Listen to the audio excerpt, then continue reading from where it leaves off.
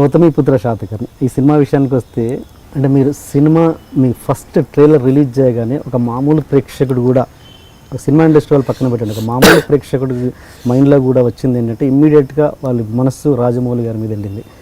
ఏంటి ఆయన సంవత్సరాలు తీస్తున్నారు, కృషి గారు 3 నెలల్లో తీశారు, ఇది హౌ ఇస్ ఇట్ పాసిబుల్ అన్నది అది జనరల్గా వచ్చిన అవగాహన రాహిత్యం అండి. ఇట్స్ నథింగ్ బట్ అన్ అవగాహన రాహిత్యం. ఈ రాజమౌళి గారు చేసింది Baahubali, it's a fantasy film, it's a folk.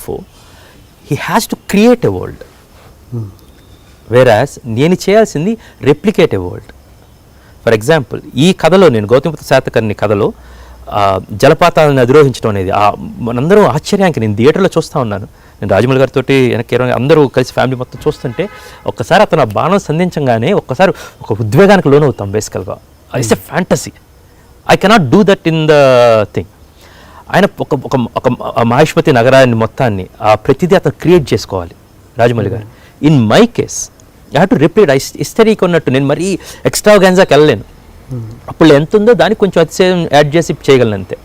And second thing, నేను బాహుబలి చేసి ఇంకో 2 సంవత్సరాలు పెట్టేది నాకు చేత కాదు.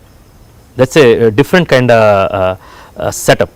నేను ఆ జలపాతం అధిరోహించడం ఆలోచించగలను అనేది నాకు నిజంగా తెలియదు. I don't think I can think something like that.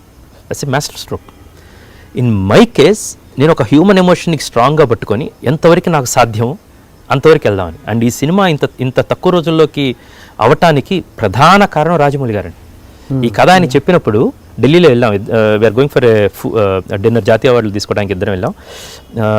ఎక్కడో మాట్లాడుతుంటే నేను ప్రతి కథ రాజమౌళి గారికి చెప్తాను. కంచె చెప్పాను, వేదం లేదు, కృష్ణవంద జయద్రం హీ నోస్, మహేష్ అనుకున్న సినిమా కూడా చెప్పడం జరిగిందన్నమాట.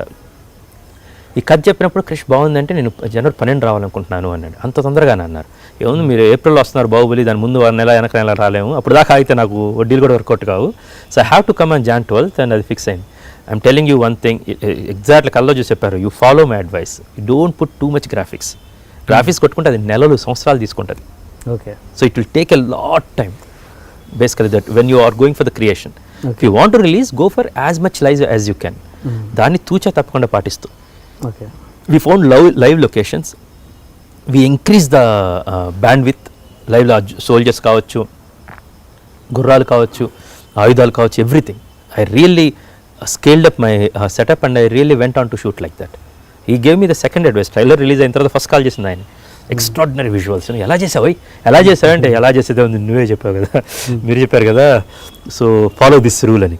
ఓహో, అయితే I'm telling you my second suggestion, do not forget, ఇప్పుడు నుంచి సినిమా రిలీజ్ అయిన దాకా నువ్వు నిద్రపోకూడదు. You found a great visual, very exciting, sound is very important. Now you sit on the sound, చాలా క్లారిటీగా దాన్ని వర్క్ ఆన్ ది అంటే నవ్ డెఫినెట్ అన్న will be thing. Not only that, నువ్వు ఒకవేళ నిద్రపోతున్నా సరే ఒక గంటగా లేచి అలారం పెట్టుకుని లేచి వాళ్ళు ఫోన్ చేస్తే పని జరుగుతుంది కదండి, పని అన్నా చేయొచ్చు. You should not sleep. You can understand what I have. So ఎవరన్నా అంటే రాజమౌళి గారితో కానీ బాహుబలితో అని కంపేర్ చేస్తే సినిమా గురించి తెలియపోవటం, ఆ శ్రమ గురించి తెలియపోవటం, అది మొత్తం వరల్డ్ క్రియేట్ చేసుకోవాలి.